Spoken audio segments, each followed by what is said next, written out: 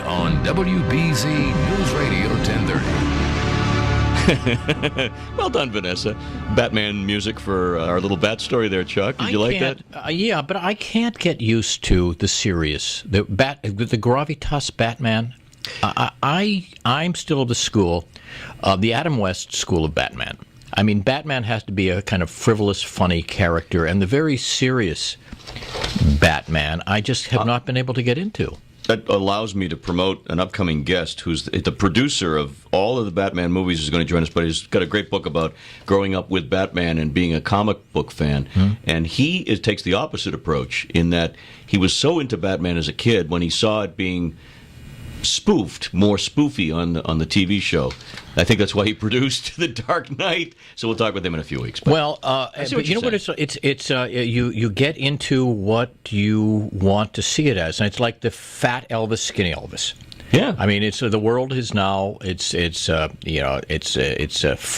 frivolous Batman, gravitas Batman, fat Elvis, skinny Elvis. Happy birthday to Elvis, by the way. The other Is day. It today's birthday? Well, the other day. No, sorry, Michelle Bachman thought it was his birthday. It was the anniversary of his death. His death day. How do you mess that up? I mean, politics aside, how do you make that mistake?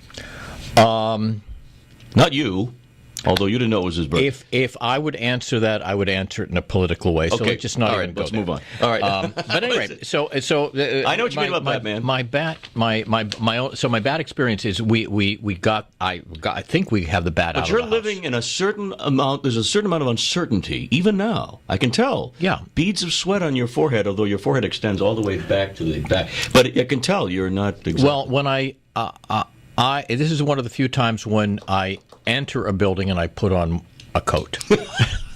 I actually go from being scantily clad outside into heavily. Is it heavily true dressed. that you hired a line judge just to sit there and with the tennis racket? It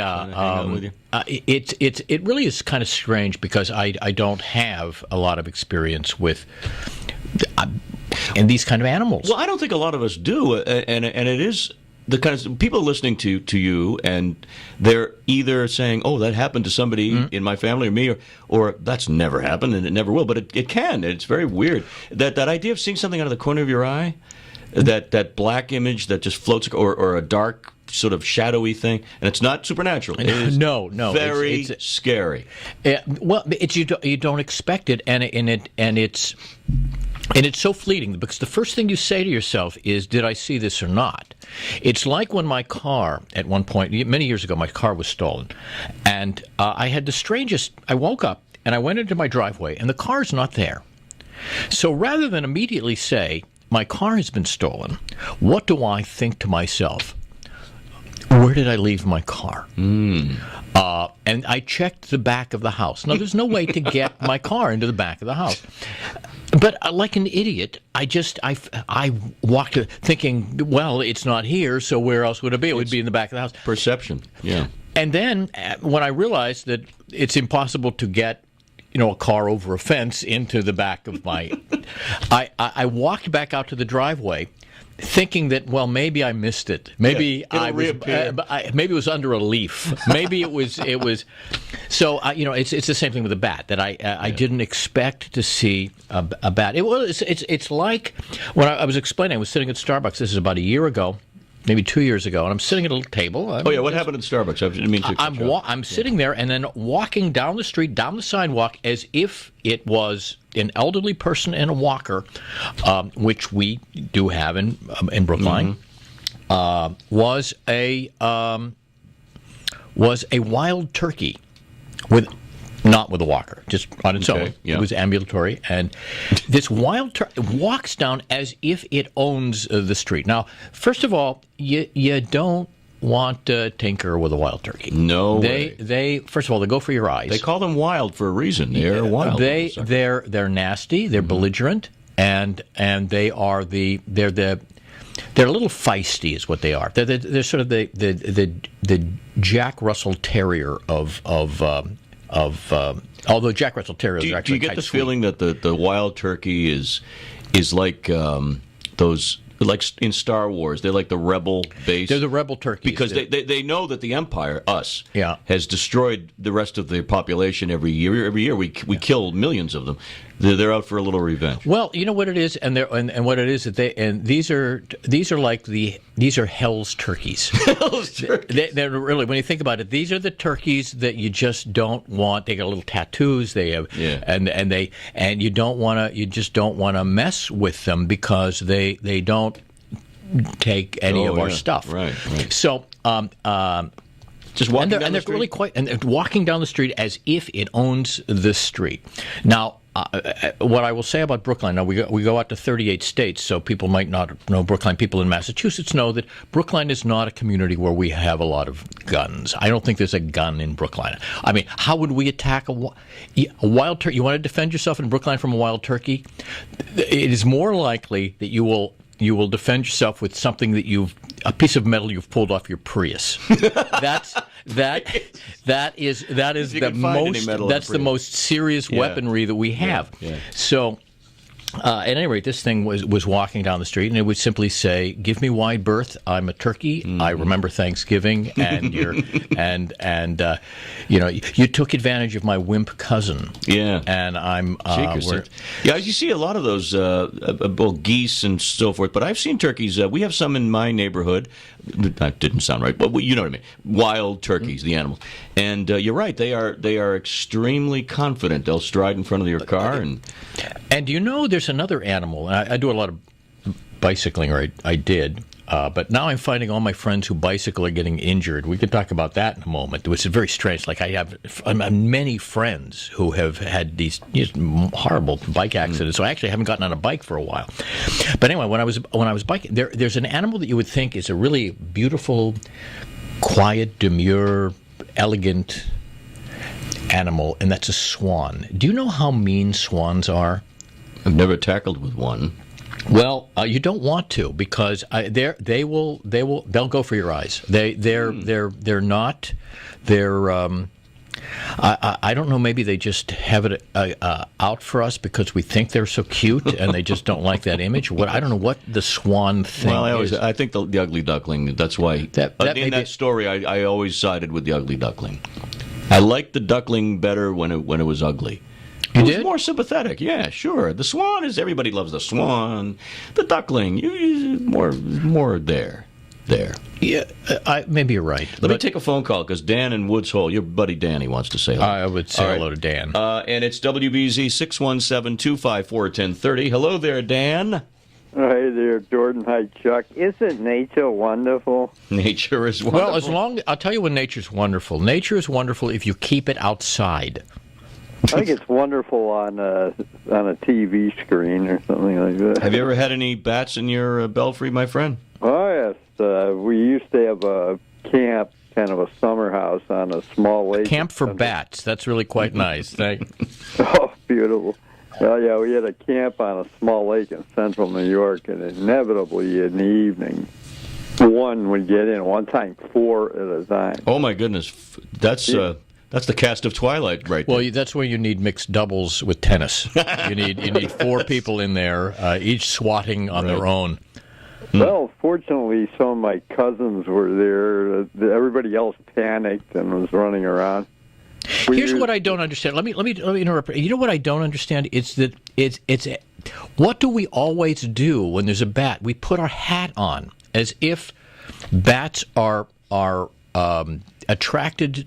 They want to live in our hair. Now, first of all, there's a very distinct advantage that I now have in my life. You would have no problem there. Well, I think anything flying around is so scary inside. But you go outside, look at the birds, beautiful birds. You have a bird inside because it looks like it's about to attack. It has nowhere to go. It's frustrated and even cute. I mean,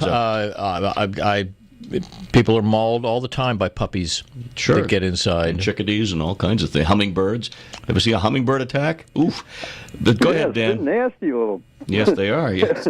The bats that were flying around, we had 4 at once, but thankfully some of my cousins were very good lacrosse players, and they brought their sticks out there, just to toss the ball around. But it's interesting the sports equipment that we will gravitate to when there is a a bat or some kind of a flying thing. I mean, we'll go for a tennis racket. Now, let me explain to people who are listening who may have a bat problem. A tennis racket, good. Racquetball racket, good. Ping pong, fine. Bowling equipment, no. Bowling shoes or a bowling ball, not really so good. Catcher's mask and mitt, not bad, maybe. That's actually not so bad. Not so bad. The first time, this is not the first bat that I ever had. I had a bat about 10 years ago, and I had something at my house. First of all, I have no idea how I had it at my house, but I guess I collect strange things. But I had a fencing helmet. I don't know if you've ever seen it. Oh, sure, the white screen. They have that screeny mesh thing. Oh, wow, that was pretty cool. I put on, because I didn't know I didn't have as much bad experience, so I put this thing on, so that looks a little creepy. And then I took a down comforter, and I wrapped it around me. So I had sticking out of the down comforter. Like Boba Fett. What a picture they're creating. If any of my neighbors saw me through the window running with this tennis racket, swatting at air, wearing a fencing hat, wearing a tennis racket, they would have said, Goldstone has finally lost all the men in the white truck. Oh, well. Listen, got to run along there, Danny boy, but thank you for keep your screen shut. Yes. You never know. Thank you. Here, Chuck Goldstone in the house. We're going to grab a quick call from Marge in Indiana before the top of the hour. Hey, Marge. Hi. Well, I think Chuck and my housemate would relate very much with regard to bat stories. My housemate was terrified of bats, which we've had in the house. And Todd used to say, nature outside, Todd inside. So I think the two of you. Yes. I concur. I think nature's a wonderful thing if it can be contained. Mm-hmm. Yeah. Well, I know that it's bats are a protected species. Sure. I don't know about federally, but certainly here in Indiana. And so I know Todd was, trying to get him to have the presence of mind to turn all the lights out except for the one in the living room and try to put a blanket over him and put him outside. Yeah. But he was too terrified to do that even initially. But does that work? I mean, a bat is not going to sense light or dark. Well, is it? They are nocturnal, though. I mean, I don't know. Are they? I don't know if they're blind as a bat. I'm not sure that that's actually. Well, my favorite true. blues singer was blind bat Jefferson. I know a guy who drinks 6 Labatt's and he's blind as a bat. Well, so am I. So I can relate to that. But it's interesting. The idea of a bird. Birds are funny because there's a lot of superstitions about birds. Oh, there are. And when a bird flies in the house, a lot of folks believe that that's bad luck and it signifies terrible things Or happen. if you see an owl or particular birds, right. Are portents of bad things. Well, when the police officer came to my nice guy, we just kind of laughed about how silly this was, and he said, "What do you think what are you going to do?" And I just said, "Put my house on the market and move." I mean, it's just if there's a bat in my house, I'm just. There's certain animals that do not deserve or should not be inside. A flock of birds. That's any. I think reptiles. I'm not sure reptiles belong inside. Well, wasps too. Wasps, I would move. Well, in your neighborhood, particularly, you're not going to find any in your neighborhood anyway. I would. Or you know what? You know what I think is the silliest animal are bees. A bee gets in your house. Bees are really not the brightest. I mean, a bee will fly to the window and crash into the window. Okay, I'm going to do this again. All right. All right. Hold on. Now, one more time. It's like. Don't you know that just a second ago you crashed into that window? It's still there.